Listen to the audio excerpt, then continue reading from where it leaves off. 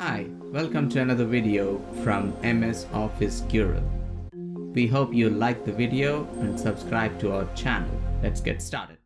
In this example, let us look at the fourth parameter of VLOOKUP. What happens if we change it to true instead of false? In this example, we have to find the discount applicable for the total that we have. On the top, we have the total and then the discount.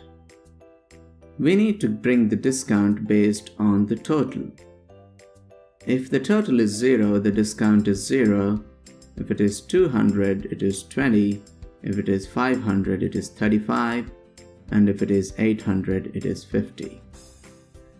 If the total is not in the list that we have here, the VLOOKUP with the true option will bring the lowest nearest match.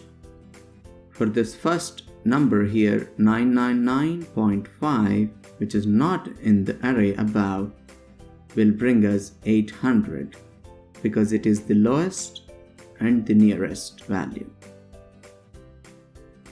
And we have to make sure that this list is in ascending order. 0, 200, 500 and 800. Only then the nearest match option in VLOOKUP works. Let us see how this works.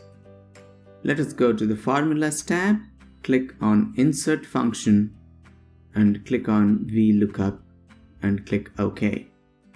This will bring us the dialog box with the arguments. The lookup value we want to see is in C11, that is the total in that particular row. And the table array is the range of cells we want to look for discount based on total, that is A3 to B7. And then in the column index number, we will type in 2 because we want to bring discount, which is the second column in the array that we have selected.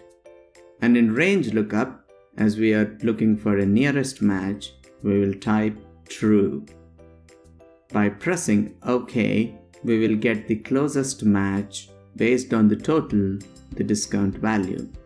Notice that 999.50 is not in the array, but the closest lowest value is 800, so it is bringing us 50. Let us make the range absolute by pressing F4 to make sure that this is the array that is selected for every row here on. By dragging the formula all the way down, we'll apply it to all the cells. Now as you notice, 179 is not in the list, but lowest nearest value is 0, not 200 because it's not the lowest. 299.4 is not there, but the lowest nearest value is 200, so we got 20. We can see how true in the fourth parameter of VLOOKUP brings us the nearest match. To become an Excel expert in a few hours, check out the playlists on our channel. If you have liked the video, click like button below. Thank you for watching the video till the end.